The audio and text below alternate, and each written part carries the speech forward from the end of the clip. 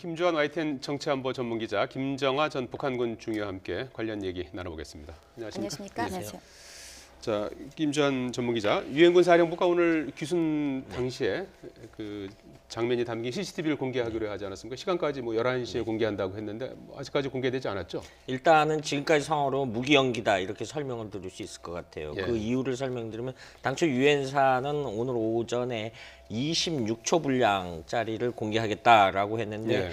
약간 국방부 출입 기자들이라든가 일각에서 이건 굉장히 오해의 소지가 있다. 예. 왜냐하면은 당시 최초 상황 발생이 3시 16분부터 상황 종료가 3시 56분인데 그것만 해도 30분 분량인데 26초 분량이 공개됐을 경우에 굉장히 과거 천안함 폭침 사건 때 TOD 영상 처음에 작게 공개했다 굉장히 의혹이 증폭된 적이 있었습니다. 예. 이런 부분들이 굉장히 국방부와 협의 관계에서 오해 소지가 있었고 굉장히 오후 내내 경론이 있었던 거로 이렇게 전해지고 있거든요. 예. 이런 상황에서 자칫하면은 일부만 공개했을 경우 여론의 어떤 휘발성이라든가 예. 이런 부분을 감안을 해서 공개를 미뤘는데 마침 이건 유엔군 사령관이 결정 사항인데 브룩스 사령관이 지금 여러 가지 일 때문에 일본에 체류하는 거로 이렇게 전해지고 있거든요. 예. 이런 부분에서 오늘까지 상황으로 말씀드리면 무기연기다. 내일 일각에서는 뭐 내일 공개할 것이다라고 했는데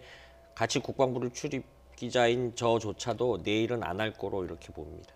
그런데 앞서 저희가 강정규 기자 리포트에서도 확인을 해봤습니다만 북한군 추격조가 군사분계선을 넘어왔다는 의혹이 나오고 있다. 이제 이런 리포트를 좀 전해드렸거든요. 네. 영상이 공개가 안 되면 이런 의혹만 더 키울 것 같다는 생각도 드는데요. 사실 그 국방부 출입 기자들 중에서 예. 그 영상을 본 사람은 단 지금 한 명도 없는 영상 걸로 전해지고 대신 있습니다. 저희가 만든 이 예. 화면으로 잠깐 좀 가름을 저 하셔야 될 것 같은데. 화면은 당초 이제 우리 그 유엔사가 최초에 13일 오후나 그저께죠. 그저께 이제 추가로 브리핑한 거를 판단으로서 저희가 이렇게 3D 영상을 만든 거죠. 지금 네. 보시다시피 평화의 집이 있고 오른쪽에 지금 병사가 쓰러진 부분에 사실은 거기 주차장이 있습니다. 예. 우리 주차 공간이 있고요.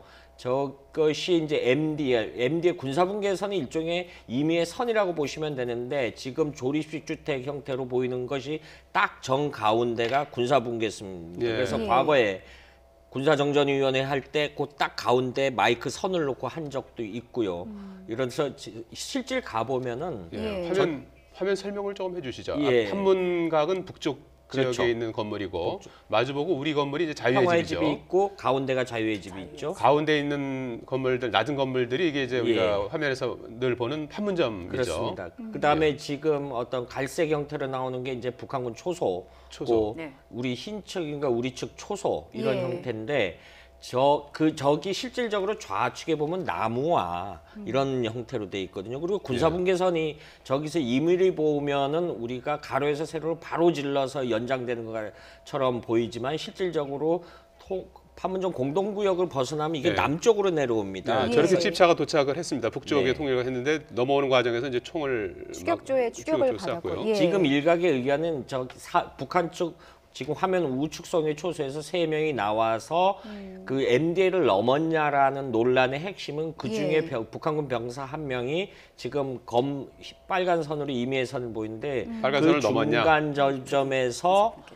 임의로 주춤주춤 하다가 되돌아갔다라는 설이 하나 있고요. 예. 또 하나 우리 판문점 우리 쪽에 그 판문점 전체 관할하는 상황실이 있는데 거기서 모니터를 24시간을 보는데 우리가 모니터상에 임의의 군사분계선을 그어놨다라는 설도 있습니다. 예. 물론 그 설입니다. 그래서 거기에 대해서 그거를 판독을 하면은 북한군 병사가 그 군사분계선을 넘었느냐 안 넘었느냐 판독을 하고 있는데 지금까지 굉장히 많은 의혹들이 상존하는 가운데 26초만 공개했을 때 예. 실제 군사분계선을 넘었다라는 전제하에 그러면은 왜 우리가 경고사격이라든가 소극적 대응을 했냐라는 이런 비난이 있을 수 있고 여러 예. 가지 이유들 때문에 유엔사 측에서 일단은 무기연기하는 거로 이렇게 되는 거죠. 김정아 대표님 보시기엔 뭐 어떤 상황이었던 것 같아요?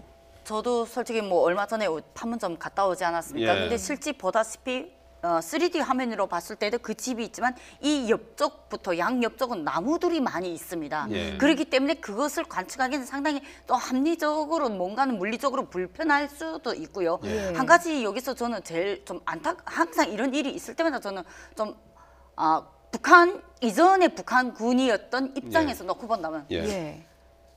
솔직히 저 지역은 우리가 보안이 돼서 일반인 출입도 다 통제하는 구역입니다. 예. 어찌 보면 우리의 최고의 보안 구역이라고 말해도 과언은 아닌 지역을 예. 굳이 영상 공개까지 왜 해야 되는지 이해가 안 되고요. 아. 그러니까 그 첫 번째 가장 큰 문제가 그거고요. 두 번째 제가 가장 여기서 좀 안타깝게 의문으로 가지는 문제가 16분간 왜 북한군 병사를 빨리 구조를 하지 않았냐 이 문제 가지고 대응 논란이 상당히 많지 않습니까? 예. 근데 실제 쓰러진 병사는 우리 병사가 아니라 적군의 병사 귀순한 병사입니다. 예. 거기에서 저쪽 북측에서는 계속 사격이 이어지고 있고 우리 병사를 그 사격이 이어지는 속에서 우리 병사가 다치거든요. 예. 그러니까 지휘관의 입장에서는 그거는 내 병사가 중요하지 적군이 기순해 온 병사가 우선일 수는 없습니다. 예. 예. 그리고 상대 측에서 거기에서 교전이 일어났다면 이것은 어찌 보면 국지전으로 넘어갈 수 있는 아주 위험한 상황이거든요. 그렇기 때문에 그 상황에 대한 대처를 지휘관으로서 어떻게 할 수 있느니까 어찌 보면 이번에 했던 JSA의 대처가 최선의 대처기 아니었을까. 그리고 예. 무엇보다도 우리의 피해를 막았잖아요. 예. 그것을 저는 솔직히 같은 뭐 어제날에 아무리 북한군이었어도 장교였던 입장에서는 나라도 내 병사를 거기서 죽을 줄 뻔히 알면서 그 내보낸다는 것 자체는 그건 말이 안 되거든요. 예. 우리 국민의 생명이 더 소중하지. 기순에 넘어오는 병사는 이미 다쳐서 쓰러진 상태였고 예. 그 선후차를 저는 좀 구분해서 판단을 했으면 좋겠고 군의 대응하고 정부의 대응, 어떠한 법적인 대응 이거는 분명히 구분해서 좀 평가를 해줬으면 좋겠습니다. 예. 현장에서 근무하는 군인들 입장에서는 뉴스를 보면 얼마나 속상하고 답답하겠어요. 예. 예. 여기 이 지역에서 교전 수칙이 좀 달리 적용이 되고 있습니까? 그렇죠. 1953년 7월 27일 쉽게 말해서 우리가 군사분계선을 기점으로 해서 양측이 2km 완충지대인 비무장지대라고 있는데 예. 저기는 이제 그 가운데 일종의 인공섬이라고 표현을 하면 적합할 것 같습니다.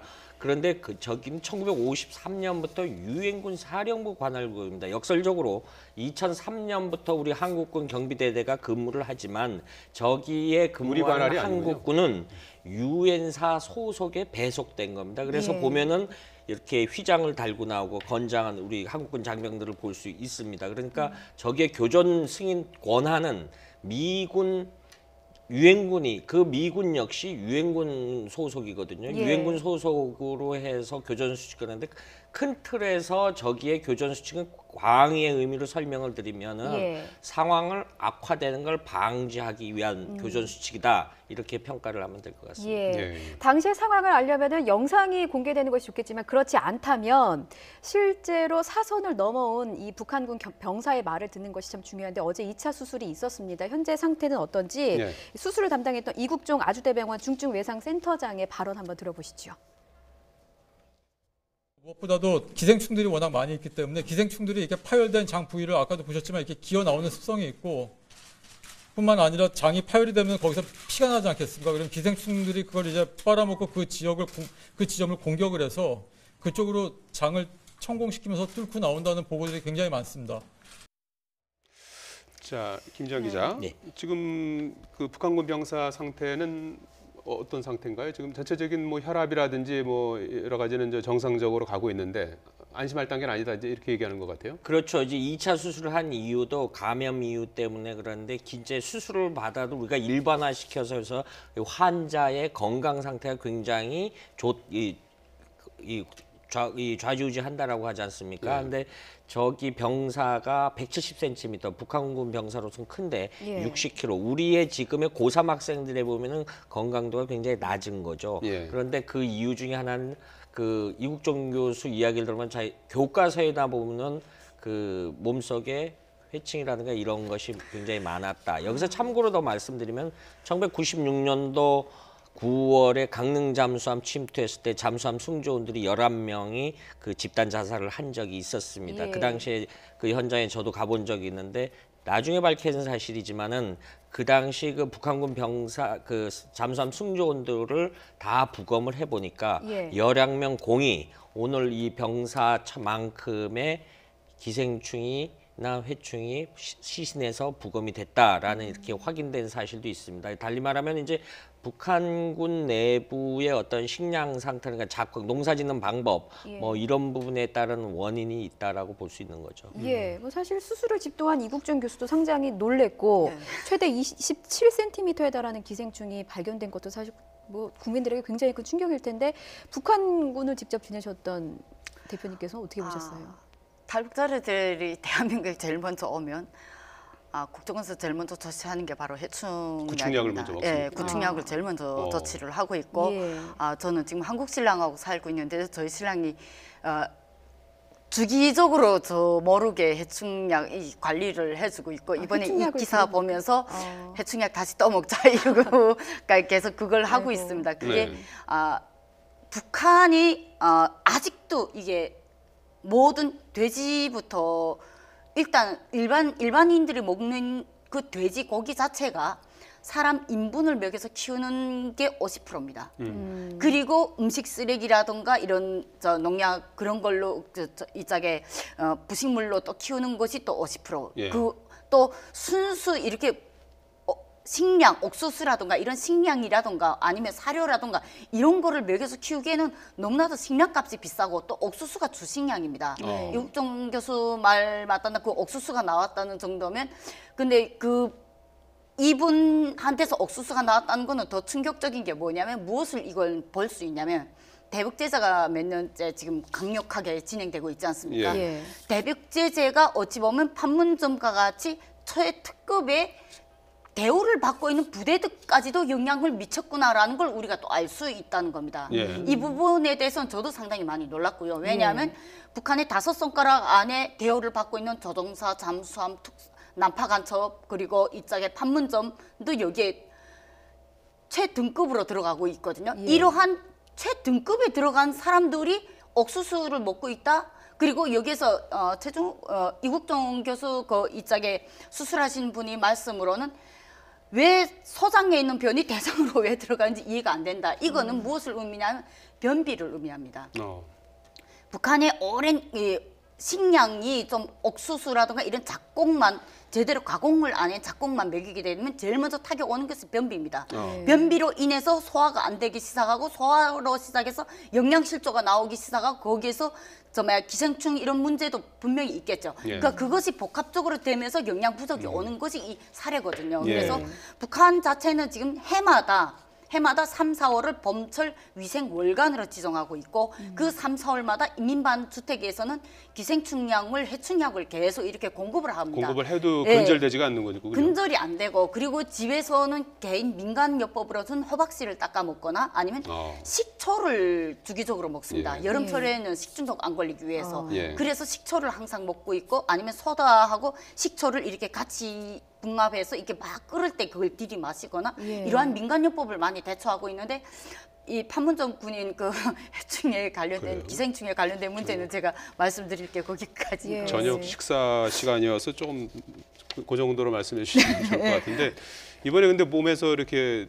기생충이 많이 나오고 옥수수가 발견되면서 신분이 오히려 높지 않고 또 배수로에 또 차가 빠졌지 않습니까? 그래서 운전병이 아닌 게 아니냐 이런 얘기도 나오는 것 같은데 북한군 여전히 자체 운전병이라고 보시는 거죠? 예, 저는 아직도 왜냐하면 제가 지금까지 봐왔던 운전병들 군단급, 사단급 저희 양아버지부터 해서 오랫동안 저희 양아버지 같은 경우에도 김책사단 정치원을 했을 당시에 운전병이 그때 아파가지고 한 달 정도 실제 일어 못 난 적이 있었어요. 예. 차량 그대로 세워놓고 딱 사단장 차 탑니다. 그러니까 그거는 무조건 보장해줍니다. 사단장 차하고 사단 정치원 차하고 이게 두 개 차량이 보장해주고 만약 사단장 차가 사단장이 일이 있어서 군단에 올라가게 되면 정치부 차량이 따로 있습니다. 사단 정치원 차량 말고 그런 차로 대체하면 했지 그 차량은 안 움직입니다. 예. 그리고 차 키 자체를 뭐 두 개, 세 개를 갖고 있는 게 아니라 본인 하나만 갖고 있습니다. 절대로 그 차 키를 누구한테 주는 일은 없습니다. 차를 끌고 일단은 그 판문점이라는 그 구역 안에 그 공동 구역 안에 들어왔다는 것 자체는 운전병이 아니면 그 차를 접근할 신분이 수가 높고, 없다는 거예요. 신분도 그리고 높고요. 신분 자체도 그 대표부 안에 4개 중대 1개 대대가 있습니다.